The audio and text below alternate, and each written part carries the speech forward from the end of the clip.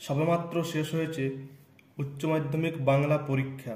তো তোমাদের সকলের পরীক্ষা কেমন হয়েছে তোমরা অবশ্যই কমেন্টে জানাবে এবং এমসিকিউ ও এসএকিউ প্রশ্নগুলোর উত্তরগুলো তোমরা একটু মিলিয়ে নাও।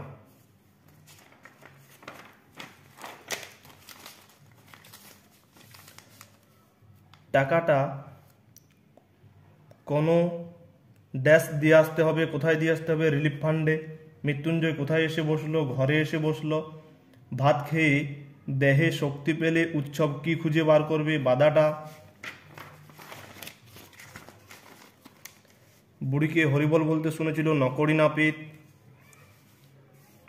এতক্ষণে মুখ খুলে বলল বুড়িমা তুমি মরনি, বলেছিল চৌকিদার।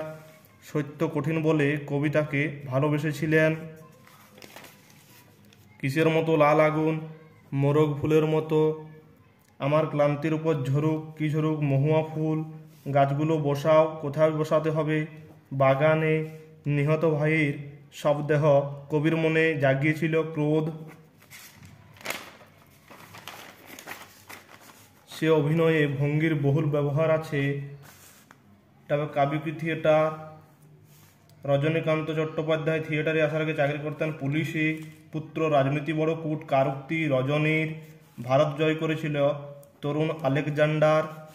বলিকান্ধারী তিনবার কাকে ফিরে দিয়েছিল? মর্দানাকে। বাংলা গানে সঞ্চারের প্রবর্তন কার অমর কীর্তি? রবীন্দ্রনাথ ঠাকুর। সহজপাঠ গ্রন্থের অলঙ্করণ করেছিলেন নন্দলাল বসু। বাঞ্ছারামের বাগান চলচ্চিত্রটির নির্মাতা তপন সিংহ। ইনস্টিটিউট অফ নিউক্লিয়ার ফিজিক্স গড়ে ওঠে যার প্রচেষ্টায় তিনি হলেন মেঘনাদ সাহা। মোহনবাগান ক্লাব গঠিত হয় 1889 সালে।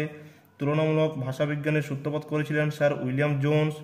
অন্ন শব্দের আদি অর্থ খাদ্য। এখানে এমসিকিউগুলো শেষ হলো, এরপর এসএকিউ।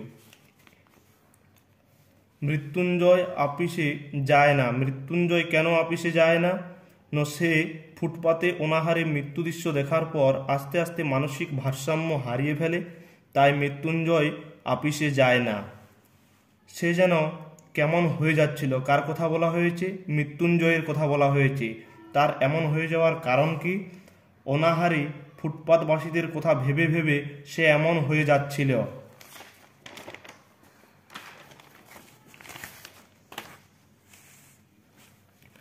শাশুড়ির মাছ খাওয়া বুঝি ঘুচে যায়। শাশুড়ির মাছ খাওয়ার জন্য কোন কোন মাছের আয়োজন করা হয়েছিল?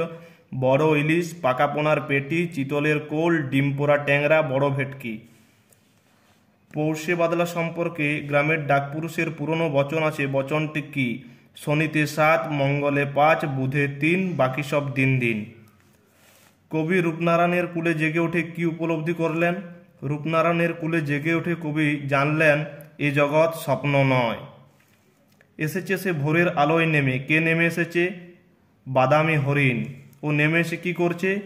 নেমে এসে কচি বাতাবি লেবুর মতো সবুজ সুগন্ধি ঘাস ছিঁড়ে ছিঁড়ে খাচ্ছে। মেঘমদির মহুয়ার দেশে কি দেখা যায়? দেবদারুর দীর্ঘ রহস্য। সমুদ্রের দীর্ঘশ্বাস, মহুয়ার বন, আর এই দেবদারু গাছ পথের দুধারে ছায়া ফেলে ইত্যাদি। ক্রন্দনরতা জননীর পাশে থাকতে না পারলে কবির কাছে কি কি অর্থহীন? কবির কাছে লেখালেখি, গান গাওয়া ও ছবি আঁকা অর্থহীন মনে হবে। দুরন্ত অভাব থেকেই এর জন্ম। এখানে কোন অভাবের কথা বলা হয়েছে? স্টেজের অভাব, আলোর অভাব, সিনারির অভাব, উপকরণের অভাব প্রভৃতি। একটুও ভালো লাগে না বাড়িতে। বক্তার ভালো না লাগার কারণ কি? বাড়িতে বক্তার কোনো আপনজন ছিল না, তাই বাড়িতে বক্তার একটুও ভালো লাগতো না। পড়তে জানে এমন একটি মজুরের প্রশ্ন। কবিতায় কোন কোন দেশের উল্লেখ আছে? বেবিলন, চীন, Rome, Bharat, Spain, Greece, France প্রভৃতি। ভাষাবিজ্ঞানের দিক থেকে আদর্শ অভিধানে প্রতিটি এন্ট্রি বা শব্দের 3টি স্তর থাকে। স্তর 3টি কি? রূপতাত্ত্বিক, শব্দার্থতাত্ত্বিক, ব্যবহারিক স্তর প্রভৃতি। এই প্রশ্নটা সম্পর্কে একটু ডাউট আছে, তোমরা কি করেছো ও কমেন্টে জানাবে তো। আর যদি উত্তরটা অন্য হয় আমরা ফার্স্ট কমেন্টে পিন করে দেব। প্রত্যয় কাকে বলে? যেসব ধ্বনি বা ধ্বনি সমষ্টিকে শব্দ বা ধাতুর সঙ্গে যুক্ত হয়ে নতুন পদ তৈরি করে সেই সব ধ্বনি বা ধ্বনি সমষ্টিকে প্রত্যয় বলে। আর এই প্রত্যয় কয় প্রকার?